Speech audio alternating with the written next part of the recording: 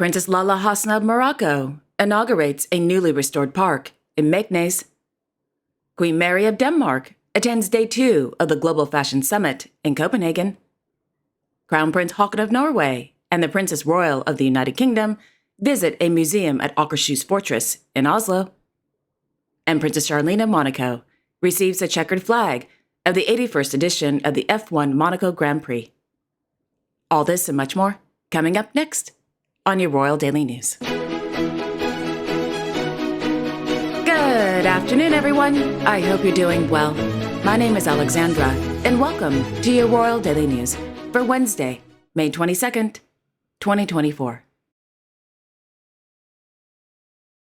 This afternoon, off the coast of Monacoville, Her Serene Highness, Princess Charlene of Monaco, witnessed Monegasque free diver and ambassador of the Princess Charlene of Monaco Foundation, Mr. Pierre Froyle, dive a little over 40 meters to retrieve the checkered flag of the 81st edition of the Monaco Grand Prix as part of Operation Poseidon.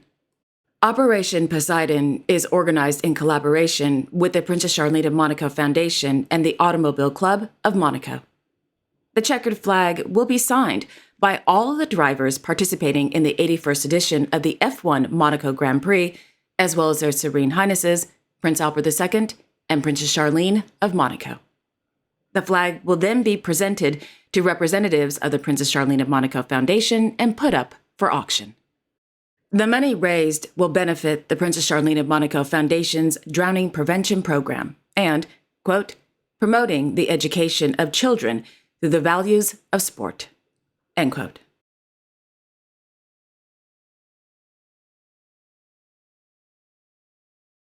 In London, His Majesty King Charles III of the United Kingdom hosted a reception for ambassadors, supporters, and winners of the 2024 Princess Trust Awards held at Buckingham Palace. The Princess Trust Awards honors and recognizes young people who have succeeded against the odds, improved their chances in life, and had a positive impact on their local community. According to Buckingham Palace, the 2024 winners include, quote, young people who have overcome challenges including poor mental health, educational troubles, and youth unemployment with the help of the Trust, end quote. Congratulations to the winners. Well done.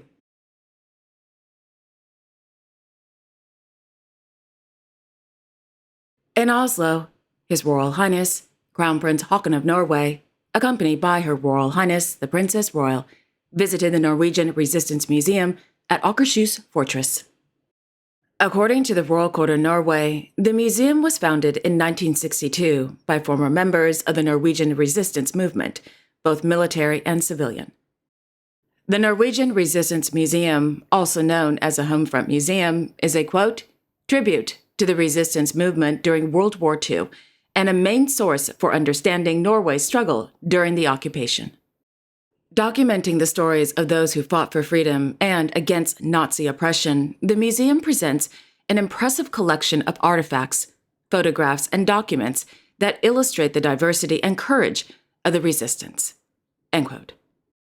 During the visit, the Crown Prince and the Princess Royal unveiled a plaque commemorating the intelligence cooperation between Norway and the United Kingdom during World War II.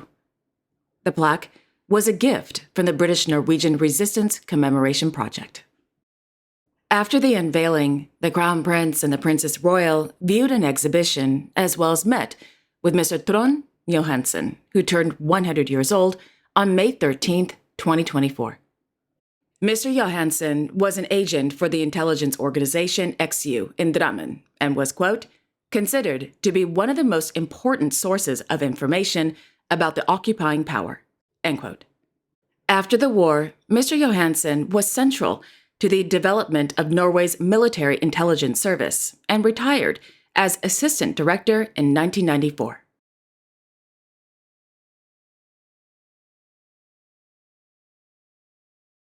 In Stockholm, His Majesty King Carl Gustaf of Sweden held a farewell audience with the ambassador of the Republic of Mongolia at the Royal Palace.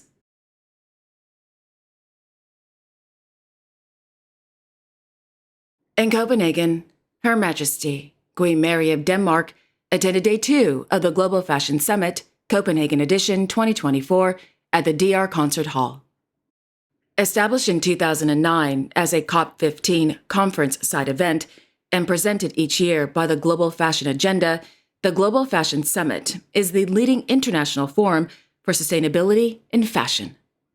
The event is a, quote, multi-stakeholder event renowned as a nexus for agenda-setting discussions on the most critical environmental, ethical, and social issues. It has become the leading business event in sustainability in fashion and attracted over 1,400 industry stakeholders in Copenhagen and Boston in 2023. End quote.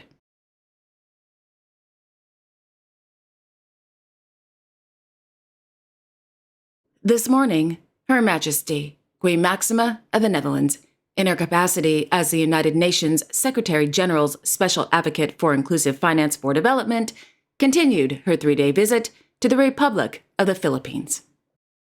According to a press release, the visit will focus on, quote, advancing key foundational building blocks for financial inclusion, including connectivity, digital identification, and digital payments, as well as enhancing financial health and resilience against economic and climate-related challenges for Filipinos. End quote. Today, the Queen held a meeting with the President of the Republic of the Philippines, Ferdinand Marcos Jr., at the Presidential Palace in Manila. According to a press release from the UN SGSA, during the meeting, the discussions focused on boosting financial inclusion in the Philippines. The Queen and the President, quote, explored opportunities to strengthen foundational building blocks, create financial health metrics, and improve financial resilience for farmers and fishermen. This meeting underscores the commitment to enhancing financial security and inclusivity for all Filipinos. End quote. The Queen also participated in several roundtable meetings with development partners, financial institutions, and fintech companies. Topics covered during the roundtable meetings included promoting collaboration and developing innovations for better financial inclusion and financial health.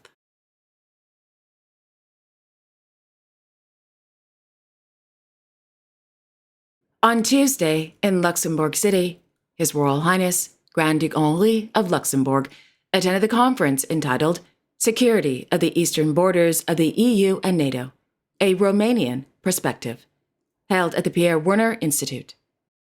The one-day conference was organized by Her Majesty Margrethe, the custodian of the Crown of Romania, with the participation of His Royal Highness Prince Radu of Romania. According to the Cour Grand Ducale, in the context of the war in Ukraine, the Queen spoke about the, quote, situation in Romania and Moldova, both close to the Ukrainian border. The conference concluded with a question and answer session. End quote.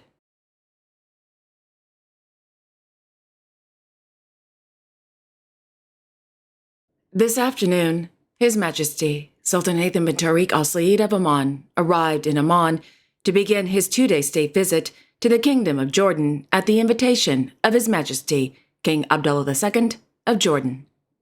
Accompanying the Sultan on the state visit is his son, His Highness Saeed Bilarab bin Haytham Al Said of Oman, and an Omani delegation. The visit began with the traditional welcoming ceremony at Al Marka Airport. After the playing of the national anthems and the inspection of the guards of honor, the King and the Sultan arrived at Al Bosman Palace. According to the Royal Hashemite Court, during their meeting at Al Bosman Palace, the King and the Sultan discussed a variety of topics, including regional and international issues of mutual concern, the war in Gaza, and expanding bilateral cooperation in all fields, especially in economic and investment sectors. After the meeting, the King bestowed the Al Hussein bin Ali Medal to His Majesty the Sultan. The medal is the highest civilian medal in the Kingdom of Jordan and is awarded to heads of state and royalty. In return, His Majesty the Sultan bestowed the Order of Al Said, the highest medal in Oman, in appreciation of the King and in recognition of the deep-rooted ties between the two countries. He didn't get a dagger this time. That's unfortunate.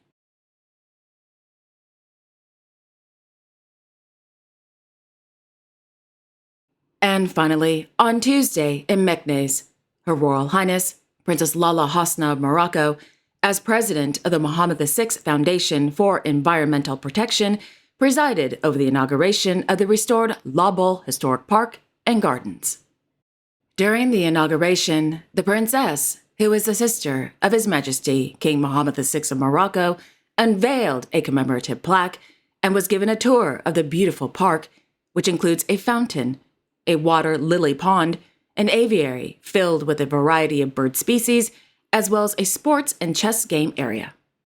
According to Agence Maroc News Press, the 5-hectare Labol Park was founded in 1906 so that the, quote, people of Meknes could enjoy peace and serenity in the heart of the city.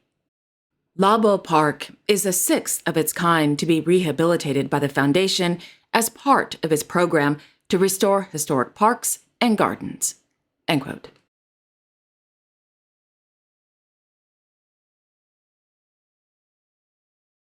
And there you have it. Thank you all so much for joining me this afternoon. I really do appreciate it. Thank you. I will be back tomorrow on Thursday, May 23rd, with all the latest royal news and events. Until then, I sincerely wish each and every one of you a wonderful afternoon. And don't forget to like, share, and subscribe, comment below, and click on the notification bell so you won't miss a new episode. Have a wonderful afternoon, everyone, and I will see you all tomorrow. Take care.